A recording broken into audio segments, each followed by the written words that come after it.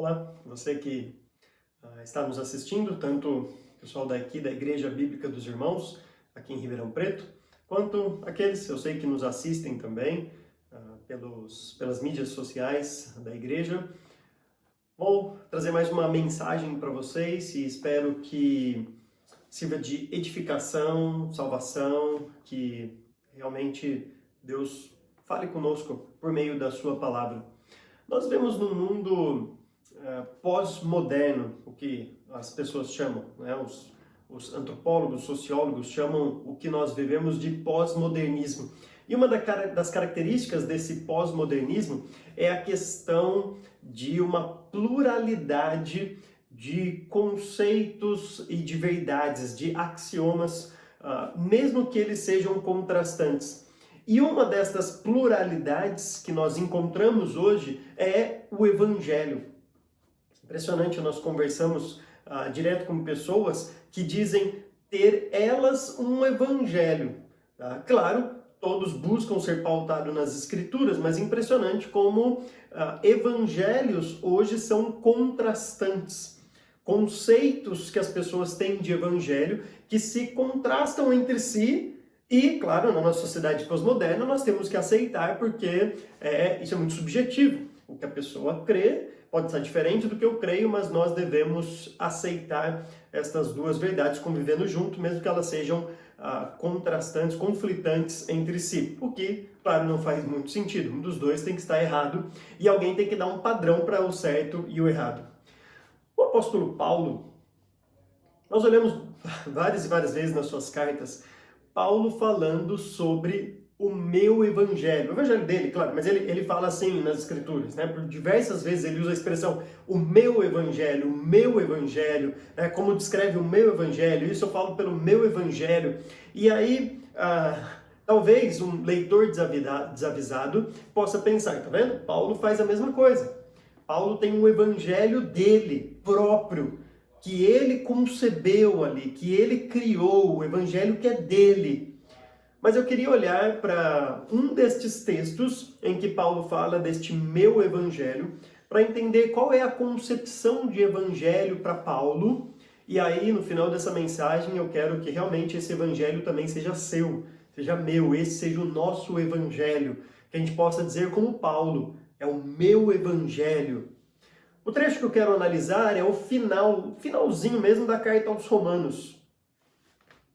Lá no capítulo 16, a carta aos Romanos tem 16 capítulos. Lá no final da carta, quando Paulo já saudou todo mundo, já mandou saudações, já várias pessoas que estavam com ele mandaram um abraço, saudações para outras pessoas. Ele manda saudações para pessoas que estavam lá em Roma também.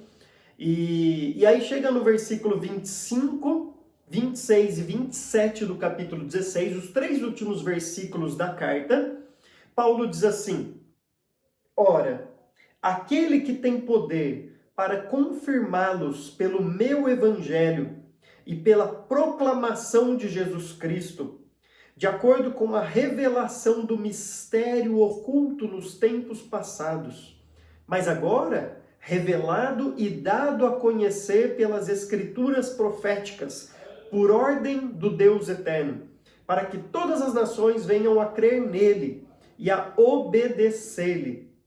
Sim, ao único Deus sábio seja dada glória para todos sempre, por meio de Jesus Cristo. Amém. A carta aos Romanos é a carta mais doutrinária de Paulo, juntamente com Efésios. Mas Romanos é onde nós encontramos o maior tratado teológico. E esse tratado teológico, a base dele vai ser o Evangelho. Paulo vai dedicar o capítulo 1, depois da sua saudação inicial, até o capítulo 3, versículo 20, para falar sobre a depravação do homem, para daí então, no capítulo 3, versículo 21, entrar com a solução de Deus, a justificação que procede de Deus, que vem de Deus, que é pela fé, pela graça, né? Por causa da graça, por meio da fé, com base na obra de Jesus Cristo, gratuitamente, para as pessoas crerem em Cristo como seu Salvador. Ele vai defender isso, mostrando que tudo aquilo que as pessoas podem fazer, quer seja um legalismo de prática, um legalismo religioso, uma religiosidade vã, vazia, ou uma ética elevada, nada disso é suficiente para justificar o homem que está condenado nos seus caminhos. Depois Paulo vai mostrar as consequências disso, a filiação, justificação, conceitos teológicos importantes, a questão do espírito que vai habitar na pessoa. Depois ele vai mostrar, nos capítulos 9 a 11 também, o papel de Israel no meio disso tudo. Aí logo no capítulo 12 ele vai começar a mostrar as questões práticas do Evangelho, a prática do Evangelho, começando com o culto pessoal a Deus, com o exercício dos dons espirituais, e depois com várias práticas de mutualidade cristã, para enfim chegar então aí no capítulo 16, onde ele está finalizando esse tratado teológico. Nesses 3 versículos, Paulo meio que resume tudo aquele ensino da carta aos Romanos e, ao mesmo tempo, faz uma conclusão numa espécie de uma doxologia, que é um escrito de glorificação a Deus, especialmente no final do texto. E com isso ele está mostrando qual é o evangelho dele. Essa expressão aparece aqui, né? Ele diz, o meu evangelho, no versículo 25. Então, o que eu gostaria de fazer com vocês nesta mensagem, nesse vídeo, é tentar encontrar elementos aqui nestes textos, nesses versículos, que mostra a concepção de Paulo do que seria o seu evangelho. Se Paulo está dizendo aqui o meu evangelho, a pergunta que nós vamos fazer para Paulo é, Paulo, então qual é o seu evangelho? Nós queremos conhecer a sua concepção, o que é o evangelho para você. Quando nós começamos a analisar o versículo 25, o texto diz assim, ora, aquele que tem poder para confirmá-los. Este aquele vai ser resgatado no versículo 27, sim, ao único Deus. A construção mostra que aquele, ele está se referindo a Deus. Então, a primeira característica do evangelho de Paulo, deste meu evangelho que ele diz, é que Deus é o único que tem poder para confirmá-los. Seria um poder confirmador de Deus. Esse termo confirmar pode ser traduzido por tornar salvo ou colocar no lugar firme, solidificado, sem sombra de dúvida. Eu gosto muito do que Pedro vai escrever, usando exatamente essa palavra. Se você der uma olhada lá em 1 Pedro, capítulo 5, olha o que Pedro diz. 1 Pedro, capítulo 5, versículo 10, ele diz assim, o Deus de toda a graça que os chamou para a sua glória eterna em Cristo Jesus, depois de terem sofrido durante um pouco de tempo, os restaurará, os confirmará, lhe dará forças e os porá sobre firmes alicerces. A ele seja o poder para todos sempre. Amém. Perceba que Pedro aqui está ampliando este conceito que Paulo mostra aqui, de que Deus tem um poder para confirmar. Este poder para confirmar, de tornar alguém firme, escancara a verdade de que o evangelho só é possível pelo poder de Deus. Ele começa em Deus. Pedro vai dizer, como Paulo sempre disse no seu evangelho, é Deus quem chama. E como é Deus quem chama, é Deus também que confirma. Então, como Deus é o autor, aquele que define o evangelho, aquele que determina o evangelho, ele tem poder para confirmar alguém no evangelho. O evangelho não é algo que está à parte de Deus, em que Deus está torcendo para que as coisas deem certo. Não, Deus é o autor deste evangelho, de todo este plano. Ele controla o evangelho de tal forma que só ele tem poder para confirmar ou não alguém neste evangelho. O evangelho é totalmente teocêntrico. Essa é a primeira verdade do evangelho para Paulo aqui. Então isso exclui, por exemplo, aqueles que pensam que Deus não é soberano, inclusive sobre o evangelho. Paulo está dizendo, não, o evangelho só é possível por causa da soberania de Deus. Aquele que tem poder, que é capaz, para confirmá-los pelo meu evangelho. Ou seja, o evangelho só é possível, segundo Paulo, por causa da soberania de Deus. O evangelho começa em Deus, foi Deus que iniciou tudo isso, e o evangelho continua e termina em Deus. É ele que confirma tudo isso. A única coisa que o homem conseguiu começar na história foi a queda, foi o pecado. A queda foi iniciativa do homem, mas foi só o homem pecar que Deus tomou a iniciativa. Aliás, isso já veio antes, claro, né? A Bíblia fala que Jesus Cristo é o Cordeiro de Deus morto antes da criação do mundo. A queda não foi um plano B na história da humanidade. Deus já tinha decretado a salvação do homem antes mesmo da queda, né? Jesus Cristo estava certo que ele ia morrer antes do homem cair, propriamente dito. Foi antes da criação do mundo que Jesus Cristo foi o Cordeiro de Deus que verteu o seu sangue por nós, claro, concretizado na cruz. Mas o homem, a partir do momento que ele cai, Deus então toma a iniciativa do Evangelho. A iniciativa do Evangelho nós vemos logo quando Deus continua caminhando pelo jardim. Quando Deus dá a oportunidade de arrependimento para Adão e Eva, dizendo: o que vocês fizeram? Vocês comeram do fruto? A gente vê também o Evangelho lá em Gênesis 3:15, quando Deus já promete uma solução, a solução que vem dele. Porque ele é o autor do Evangelho. Então ele fala, é o descendente da mulher que virá e esmagará a cabeça da serpente. A gente vê a iniciativa de Deus no Evangelho, quando Deus rejeita a tentativa humana de fazer roupas, folha de figueira, e diz, não, é por meio de um derramamento de sangue, de um animalzinho que vem substituir. Deus é sempre ativo, é ele que toma frente no Evangelho. E é isso que Paulo está mostrando. Então, a primeira característica de Paulo é que o Evangelho só é possível por causa deste poder confirmador de Deus. Segundo ponto, ele vai continuar dizendo, para confirmá-los pelo meu Evangelho e pela proclamação de Jesus Cristo. Ou seja, então Paulo está mostrando aqui que o Evangelho dele só é possível pela proclamação de Jesus Cristo. A palavra usada aqui é o querigma. Querigma é o nome dado para pregação, para proclamação, quando há um anúncio, e especialmente, claro, no contexto de salvação, no contexto soteriológico, o anúncio de Jesus Cristo. Por que assim? Paulo vai explicar isso um pouquinho depois nas nossas Bíblias, né? Embora não esteja na ordem cronológica, olhando para 1 Coríntios. Logo no capítulo 1, no versículo 21, talvez esteja na mesma página aí na sua Bíblia, diz assim, visto que na sabedoria de Deus, o mundo não o conheceu por meio da sabedoria humana, agradou a Deus salvar aqueles que creem por meio da loucura da pregação.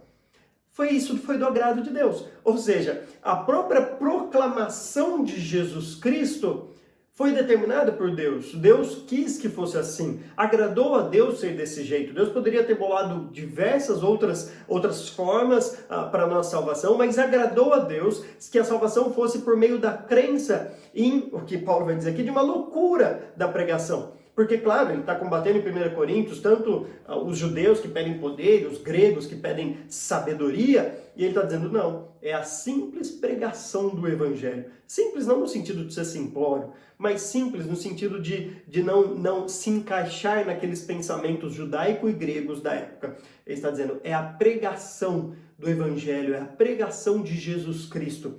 Então, se o Evangelho de Paulo só é possível por causa do poder confirmador de Deus, ele também requer a proclamação de Jesus Cristo.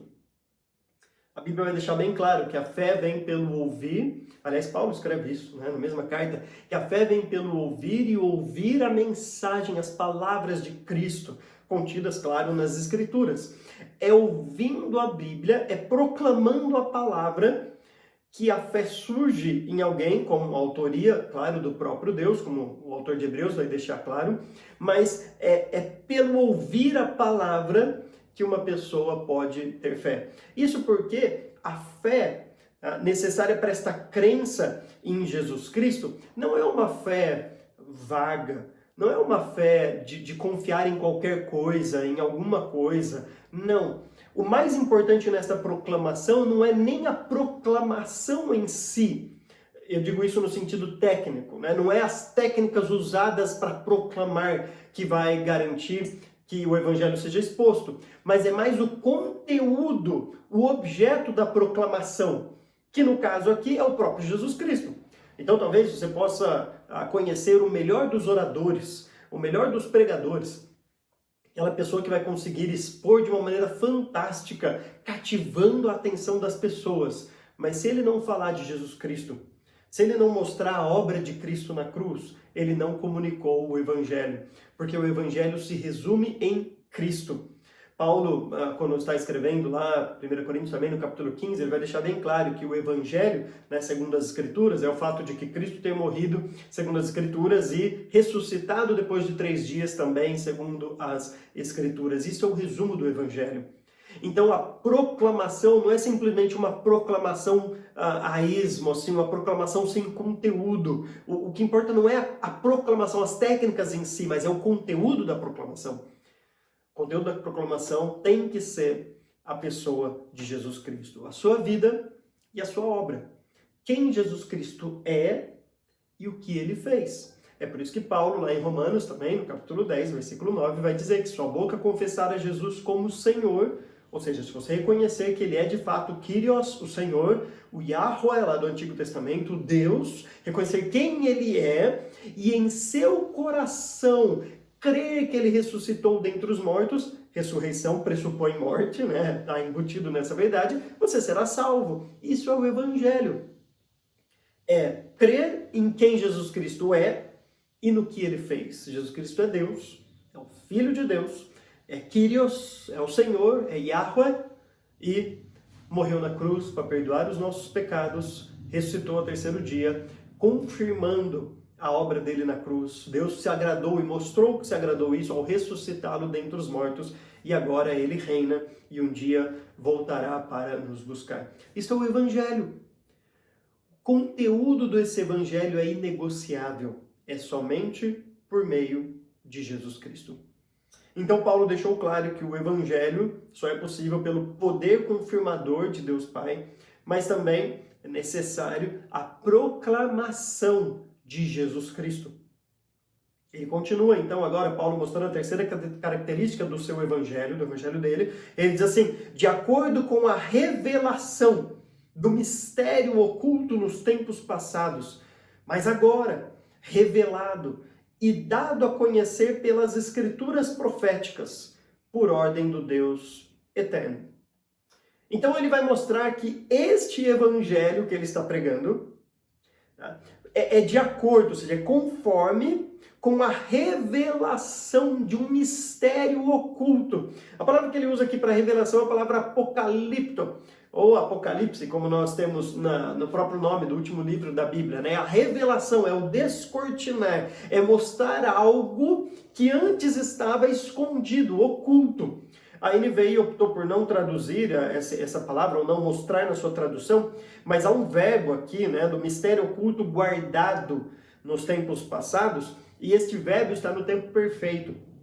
Tempo perfeito no grego é uma ideia de uma ação que aconteceu lá atrás, mas cujas consequências se mantêm pelo menos até o momento em que a pessoa está falando isso. É interessante porque Paulo exatamente vai dizer no versículo 25, mas agora... Ou seja, isso vinha oculto, isso estava guardado. Isso era um mistério que estava lá escondido. Não quer dizer que não estava lá. Paulo vai mostrar que já estava lá, mas estava oculto, estava escondido. E Paulo é o responsável, então, por escancarar isso, por descortinar este evangelho, por mostrar aquela verdade oculta e agora revelá-la de uma maneira clara para todos. Então, esta revelação, esse descortinar do mistério oculto nos tempos passados, mas agora revelado, manifestado, esse termo diz, e dado a conhecer pelas escrituras proféticas por ordem do Deus eterno. Ou seja, então este mistério que era oculto agora foi revelado, foi manifestado e dado a conhecer. Perceba a voz passiva aqui que eu acho tão interessante. Porque não é que ele foi, a gente pode conhecer simplesmente partindo de nós. Ele é dado a conhecer. Ele é um presente de Deus. Ele é uma revelação de Deus para nós. Ele foi dado a conhecer. Ele foi dado a conhecer pelas escrituras proféticas. Perceba que Paulo está dizendo, este mistério já estava lá nas escrituras proféticas, o Antigo Testamento já profetizava sobre ele, mas ele estava oculto. Então o que o Paulo está dizendo aqui é que ele não está inventando um novo evangelho. Ele não está dizendo este é o meu evangelho porque eu tenho uma nova concepção. O que esse Jesus falou, tudo bem, o que Pedro está falando aí, a gente pode até aceitar, mas eu tenho um evangelho que é diferente, que é autêntico, que é inovador. Paulo está dizendo, não, o meu evangelho já estava lá nas Escrituras, só que estava oculto. E ele vai dizer, por ordem do Deus eterno é que ele está revelando. Por ordem de Deus eterno, mostra que ele não é o iniciador de toda essa revelação, não é Paulo que está fazendo isso, Paulo só está obedecendo a ordem de Deus. E ao mesmo tempo, isso é quase que uma credencial apostólica de Paulo, dizendo que eu só faço isso porque isso é ordem de Deus, isso é um decreto, isso é um mandato de Deus para a vida dele. Paulo vai deixar bem claro, especialmente na carta aos Gálatas, nas cartas aos Efésios também, mostrando que este mistério que ele prega, logo ele vai esclarecer o que é esse mistério aqui também, mas que esse mistério, que ele vem trazendo essa informação que antes estava oculta, não é nova, era oculta e agora ele está escancarando isso, só é possível porque ele é um apóstolo. Ele diz, eu sou um apóstolo autorizado por Deus para descortinar esta verdade, para revelar esta verdade que estava oculta antes. E qual que é essa verdade? Ele diz no final, no comecinho, no segundo texto, para que todas as nações venham a crer nele e a obedecer. Então, este mistério oculto é que agora o evangelho é destinado a todas as nações.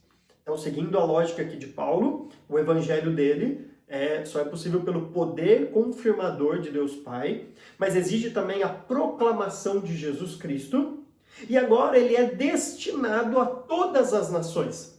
Lá em Efésios, por exemplo, no capítulo 3, Paulo vai deixar bem claro isso, mostrando que, no capítulo 2 e no capítulo 3, que Deus derrubou a barreira que existia entre judeus e gentios, esse muro de inimizade.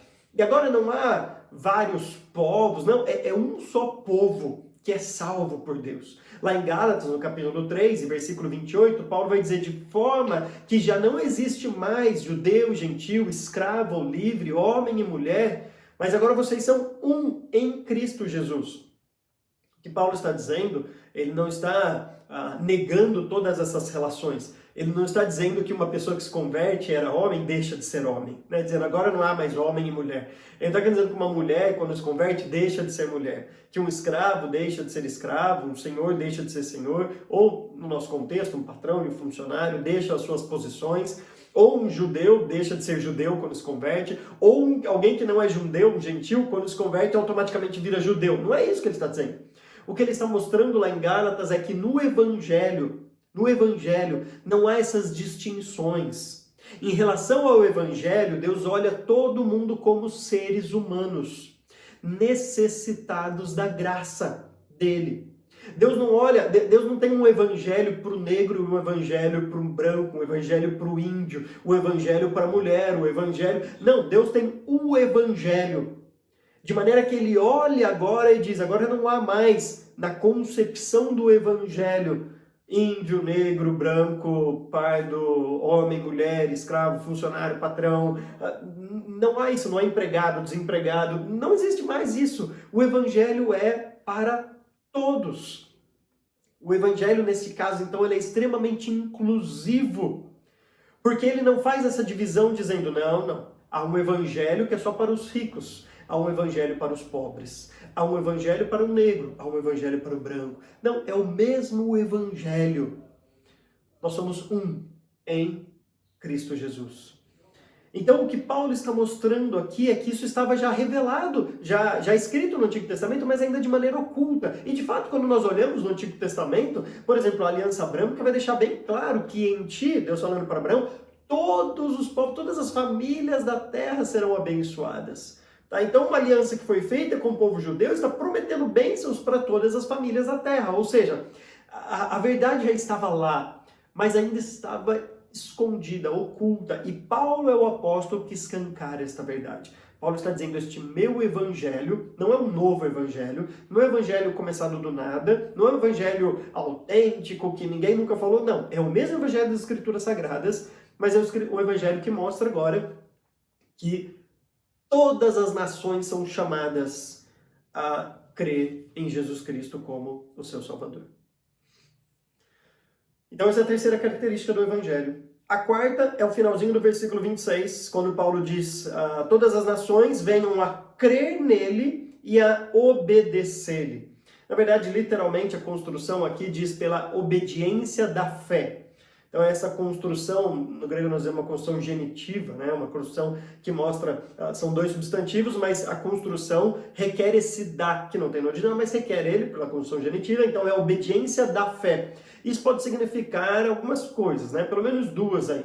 Pode ser a obediência à fé, e aí fé como um requisito que Deus colocou para a salvação, e aí com isso Paulo estaria talvez combatendo aqueles que acham, aqueles que pensam que a salvação vem pelas boas obras. Aliás, desde que Adão pecou, o homem está tentando fazer boas obras, e aquela pergunta feita a Jesus: mestre, o que eu posso fazer para herdar a vida eterna, ressoa no coração de todo mundo.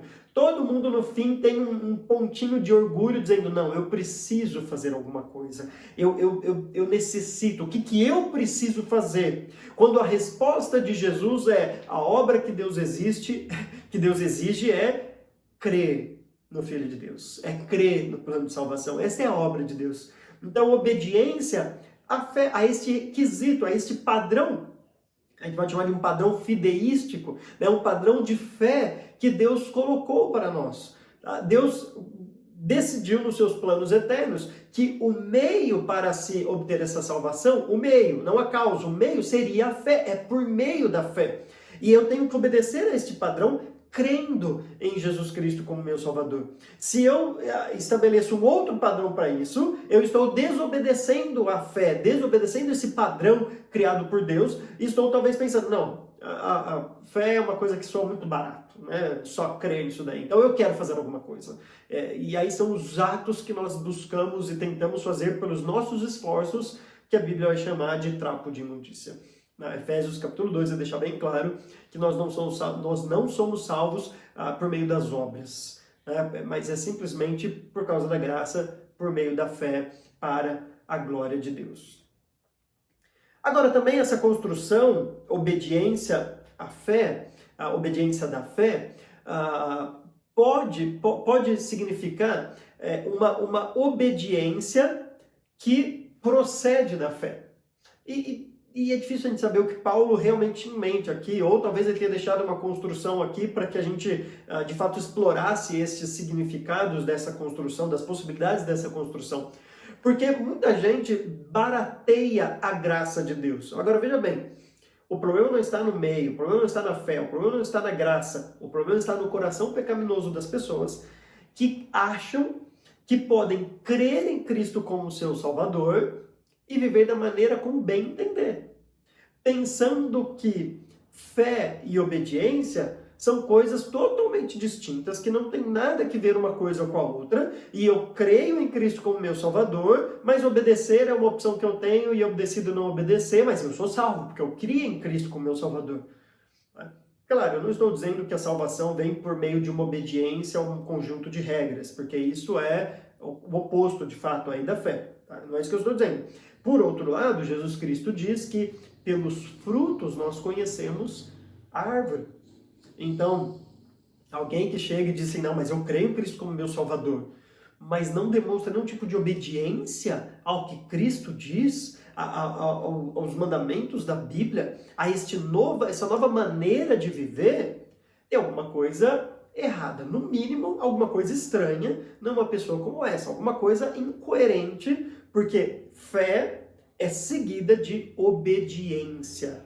Tá? Uma árvore, o que você espera dela é que ela dê os frutos corretos, os frutos que aquela árvore pode dar. Por isso que Jesus Cristo está dizendo isso. Pelos frutos você conhece a árvore.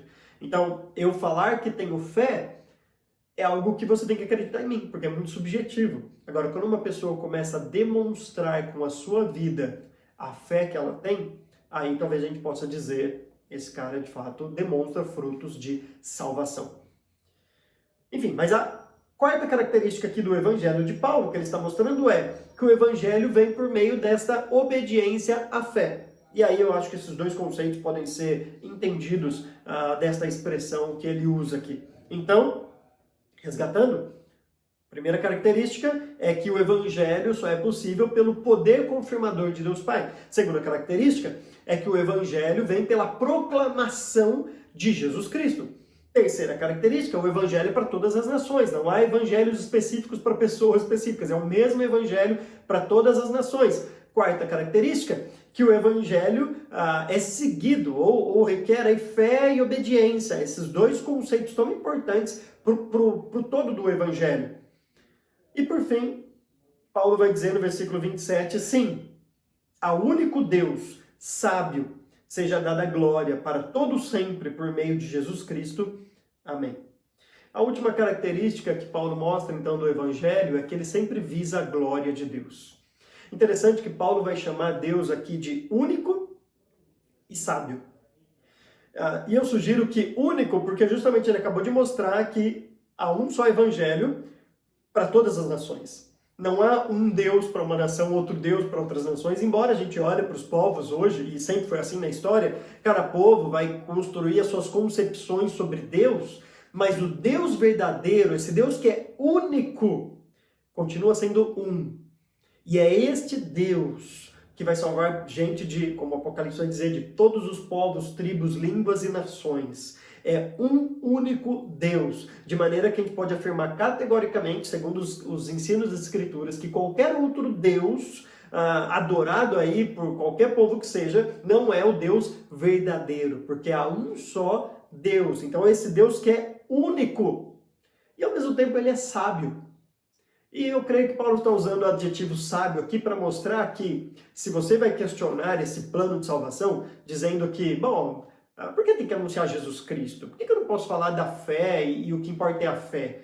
A sinceridade do coração. Se tiver alguém que não crê em Cristo, mas ele é muito sincero no seu coração, na crença dele, por que uma pessoa dessa não pode ser salva? E Paulo está dizendo, bom, Deus é sábio, Deus que estabeleceu esse plano, Deus que quis que fosse, determinou que fosse por meio de Jesus Cristo, então põe na conta dele. É ele que é sábio, porque é ele que bolou esse plano de salvação. Aí talvez você pense, não, pela fé, crer simplesmente, isso é injusto. Eu prefiro fazer boas obras. Onde já se viu? Eu conheço alguém ali que fez tantas e tantas boas obras a vida inteira e nunca creu em Jesus Cristo. Você vai me dizer que ele não é salvo? Paulo vai dizer, Deus é sábio. Deus é que decidiu que o evangelho fosse assim. Então, se quer reclamar, reclame com Deus. Perceba que Paulo está dizendo, meu evangelho, mas o evangelho dele está debaixo da vontade de Deus, está debaixo do decreto, da determinação do que Deus quis em relação ao evangelho. E é a esse Deus sábio que Paulo diz, então, concluindo tudo isso, seja dada a glória para todo sempre por meio de Jesus Cristo. Amém. Eu queria terminar essa mensagem mostrando três implicações, então, implicações deste meu evangelho. Talvez você queira um evangelho para chamar de seu, como Paulo fez aqui. E eu digo, a gente pode fazer isso. Você pode dizer, este é o meu evangelho também, assim como Paulo diz. Você pode olhar para Paulo e falar assim, Paulo, você está falando desse meu evangelho, mas esse evangelho é meu também. Esse evangelho também é meu. Tá? Porque perceba que Paulo não está inventando a roda. Então, se você quer um evangelho para chamar de seu, o evangelho para chamar de seu já está escrito nas Escrituras, já está revelado na Bíblia. Paulo não está fazendo nada novo. Paulo está mostrando o que Jesus Cristo já pregava, o que as Escrituras proféticas do Antigo Testamento já pregavam, o que Pedro prega, o que Tiago prega. Ele está mostrando o que é o evangelho. Aliás, ele vai mais além disso, e lá no comecinho de Gálatas, no capítulo 1, dos versículos 6 a 8, Paulo vai dizer que vocês estão aí, falando para os Gálatas, indo rapidamente para um outro evangelho. Ele vai dizer que não é o evangelho. Não é o evangelho. E Paulo vai além, ele fala assim, mesmo que um anjo do céu desça e proclame um evangelho diferente daquele que está sendo anunciado, que ele seja considerado anátema, ou seja, amaldiçoado, por estar pregando um evangelho diferente. Então, você quer chamar o evangelho de seu? Creia no evangelho que já está revelado nas Escrituras. Não há outro evangelho. Não existe outro evangelho. Na verdade, o que Paulo vai dizer é que se você criar um outro evangelho, isso não é o evangelho. Então, reconheça que isso não é o evangelho, porque evangelho já está revelado nas Escrituras. Tá? Tudo que nós precisamos saber a respeito do plano de Deus para a salvação do ser humano já está revelado. De maneira que não sou eu que determino. Mesmo Paulo dizendo, este é o meu evangelho, ele fala, o meu evangelho é o que já está escrito. É o que já está revelado. É o que Deus mostrou nas suas Escrituras, na sua Sagrada Escritura. Então, se você quer um evangelho para chamar de seu, o evangelho já está revelado. É este evangelho das Escrituras. A segunda implicação é que se você quer um evangelho para chamar de seu, você precisa crer nele. Você precisa obedecer a este evangelho. Não sei se você já creu ou não no evangelho. Se você não creu, Paulo é muito claro. Tá? Se com a boca confessar a Jesus como Senhor e em seu coração crer que ele ressuscitou dentre os mortos, será salvo. Por isso que aqui em 1 Coríntios ele vai dizer pela loucura da pregação, porque é uma pregação simples, não é complexa, de maneira que o pobre, o rico, o iletrado, o letrado, o branco, o negro, todos conseguem entender, não há diferença. Tá? É uma pregação simples. Jesus Cristo morreu na cruz para perdoar os nossos pecados, ressuscitou depois de 3 dias, tá? E agora é Senhor sobre as nossas vidas. Se você crê nisso, você é salvo. Agora, crer significa também obedecer. Porque todo mundo que crê em Cristo como seu Salvador, pelo menos é isso que a gente espera, o padrão que nós esperamos, é o padrão que a Bíblia mostra, deseja ter a vida transformada por Cristo. É uma nova vida que Cristo nos dá. Então ele não deixa você continuar com a mesma vida que você está, simplesmente inserindo ali um elemento novo nessa sua vida. É uma transformação completa de vida, totalmente nova, uma mudança radical na sua vida. Então se você quer um evangelho chamado de seu, creia nesse evangelho e obedeça a esse evangelho. Começa a viver de acordo com o evangelho que já está revelado nas Escrituras. A terceira implicação é que se você quer um evangelho para chamar de seu, não o adultere na hora de for anunciar para alguém. Se você for passar para frente esse evangelho, não mude, não acomode talvez os pecados das pessoas. Porque as pessoas não querem mudar de vida. As pessoas querem continuar com as suas práticas. Nós criamos gosto por alguns tipos de pecado. E é muito fácil acomodarmos o evangelho para que pessoas sejam aceitas nele sem a necessidade de talvez nem crer em Jesus Cristo, ou de nem mudar de vida, ou de não acontecer nada. Então nós rebaixamos e pregamos um evangelho barato, um evangelho que não é este revelado nas Escrituras. Você quer um evangelho para chamar de seu? Não adultere o evangelho, pregue-o na sua integralidade, naquilo de fato que a Bíblia mostra que é o evangelho. Bom, Paulo escreve aqui, este é o meu evangelho. Eu espero que depois desta mensagem você possa dizer com Paulo, este é o meu evangelho também. Esse é o nosso evangelho. E que Deus nos ajude então a crermos, a vivermos este evangelho e a proclamarmos este evangelho. Deixa eu orar por mim e por você, para nós terminarmos esta pregação. Deus, eu oro para que aqueles que estão ouvindo, que ainda não conhecem o Senhor como Salvador, possam talvez, depois de assistir este vídeo, crer realmente que Jesus Cristo morreu na cruz para perdoar os nossos pecados e ressuscitou ao 3º dia, e que as pessoas possam ter as vidas transformadas por Cristo, pelo poder confirmador e transformador teu de Jesus Cristo. Por favor, Deus, que o Senhor possa resgatar almas por meio deste evangelho. Aliás, o evangelho é exatamente para isso. Mas eu oro também por aqueles que talvez já creiam em Cristo como o seu Salvador. Como é o meu caso, e eu sei que é o caso de muita gente que está assistindo esse vídeo. Que o Senhor dê humildade para nós, para que possamos não querer inventar características diferentes no Evangelho, ou talvez começar a rebaixá-lo e adequar aos nossos pensamentos, mas nos coloque submissos a este Evangelho. Tá? Faça com que nós nos submetemos a estas exigências do Evangelho de maneira humilde, porque de fato o Senhor é que é sábio, e o Senhor é quem merece toda a honra, toda a glória, todo o louvor, hoje e para todo sempre. E eu oro assim, em nome de Jesus Cristo. Amém. Deus nos abençoe.